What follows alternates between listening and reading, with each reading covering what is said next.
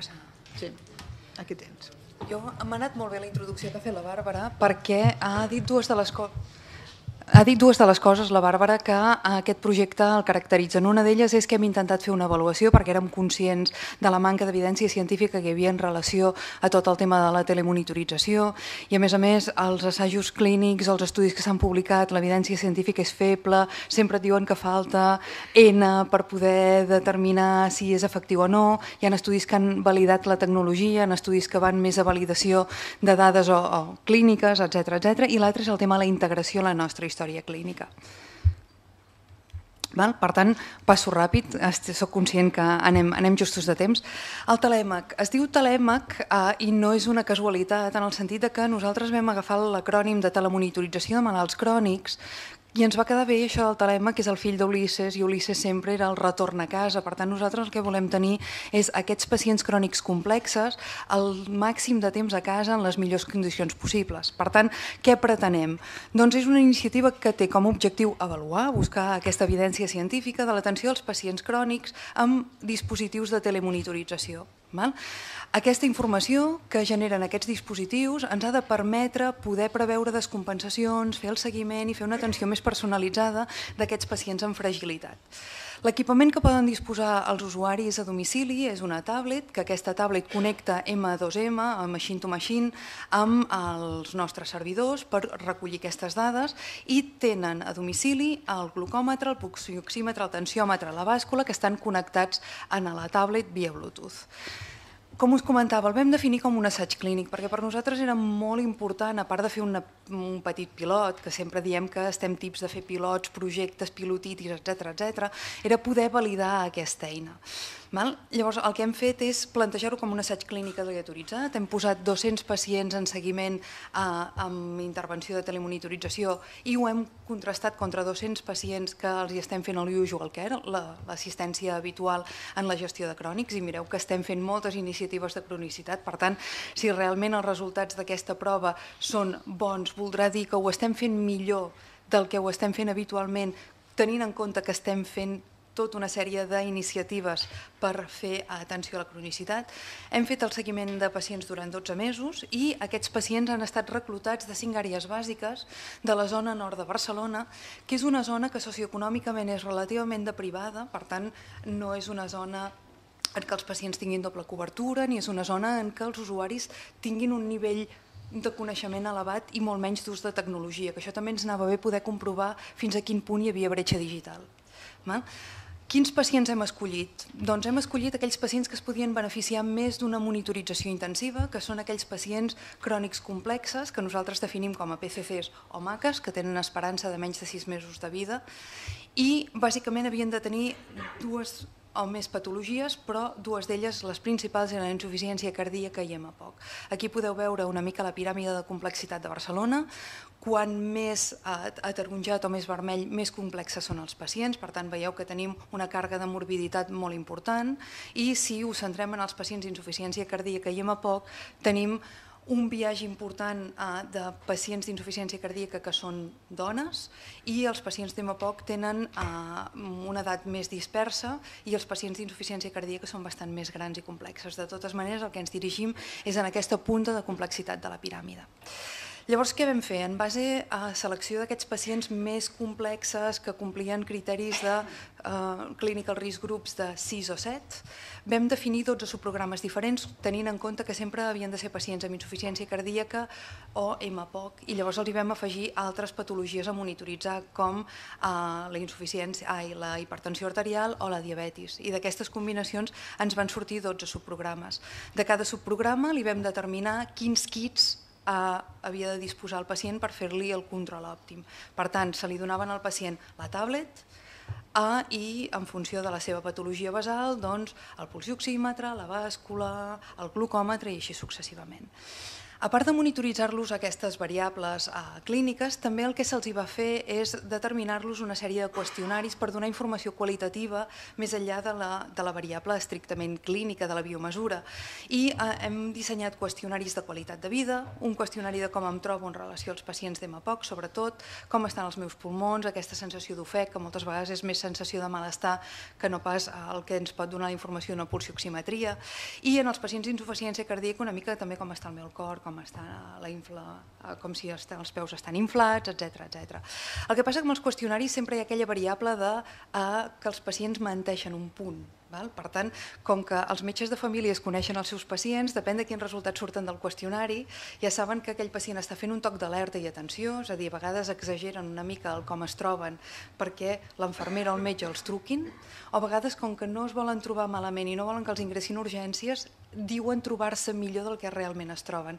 Per tant, amb els qüestionaris hem determinat que són complementaris, però calen alerta amb els resultats i les alertes que gestionem. Per tant, cada subprograma s'ha definit aquells 12 subprogrames de forma exhaustiva i també vam definir diferents tipus de llindar. Amb aquestes variables de biomesura més amb els qüestionaris vam definir alertes vermelles, alertes grogues o alertes blanques. Les alertes blanques són absència de biomesura. Si se li havia pautat que cada dia es prengués el pes i no se'l pren, salta una alerta blanca. I nosaltres el que fem és trucar al pacient per dir si ha passat alguna cosa, si és que no es veu en cor de pesar-se perquè no es pot mobilitzar, si és que l'han ingressat i per això ens surt una alerta blanca. Per tant, a vegades també ens han anat bé perquè ens hem assabentat de l'ingrés d'un pacient abans per l'absència de biomesura que per l'alerta que ens pugui donar la família. Les alertes grogues són aquelles alertes de descompensació a la biomesura que et comencen a dir alerta que el pacient comença a tenir uns valors elevats però no són crítics, i les alertes vermelles són aquelles de dir en 2 dies ha augmentat 2 quilos, apretem a córrer perquè el pacient s'està descompensant de la seva insuficiència cardíaca. I l'avantatge que hem tingut és que aquestes alertes les hem pogut integrar a l'ECAP, que és el nostre sistema d'història del pacient que gestionem als centres d'atenció primària de l'ICS i alguns no ICS en aquests moments. Aquesta condició va ser gairebé obligatòria perquè els professionals acceptessin participar en el programa, perquè van dir que gestionar un programa a banda de telemonitorització que no estigués integrat amb la seva història els seria molt més difícil de treballar. Per tant, això dona una continuïtat assistencial i una facilitat d'accés al metge que cada matí, quan ell obre l'ECAP, veu les alertes que se li han generat, tal com veu altres tipus d'alerta. Per tant, això dona una facilitat d'ús que ha estat molt ben valorada. I aquí també veieu una visualització de com aquestes variables queden integrades en el full de monitoratge del pacient i com se genera automàticament un apunt en el curs clínic. Per tant, tenim la telemonitorització integrada a la història clínica del pacient. Aquesta és una visualització d'un pacient amb les seves variables de seguiment, per tant també podem veure, a part de la dada puntual de l'alerta, l'evolució de les dades. I com que anem curts de temps, aquí hi ha un vídeo d'un parell de pacients reals, fantàstics, no de vídeo d'aquells publicitaris preparat, de com estan utilitzant els serveis. Hi ha l'enllaç al YouTube, per tant, si us descarregueu la presentació, poseu YouTube Telèmac, el podreu veure. I quina és la situació en aquests moments del projecte? Nosaltres vam incloure 254 pacients, sempre se n'inclouen més perquè sempre tens pèrdues, hi ha pacients que en un inici, un cop se'ls va formar, no es van veure en cor. Algun d'ells no és que no es veiés en cor de fer-ho servir, sinó que van ser els familiars que van considerar que seria massa complicació a domicili.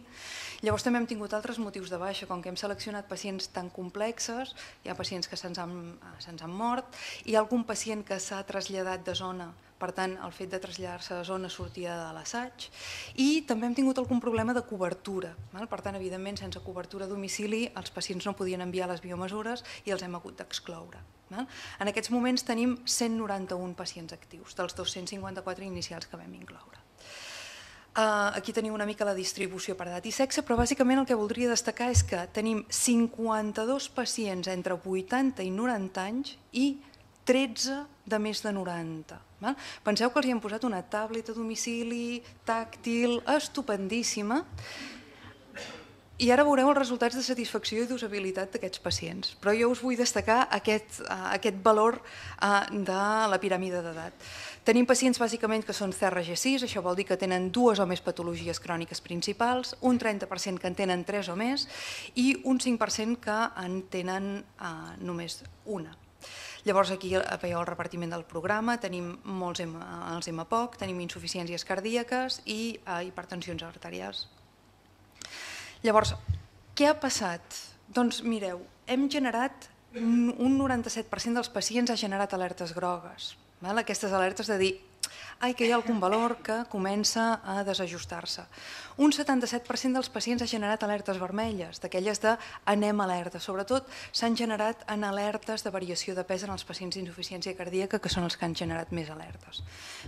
També hem après una altra cosa, que hi ha pacients que les guies, perquè aquests valors vermells són deguts a les guies de pràctica clínica de l'ICS i a l'opinió dels professionals, no se'ls hi ajusten, estan tan fràgils que els valors basals de descompensació de guia no els són útils. Per tant, en algun cas, en algun pacient li hem hagut d'ampliar el marge d'alerta perquè li saltaven alertes vermelles cada dia i el pacient estava justet però estable.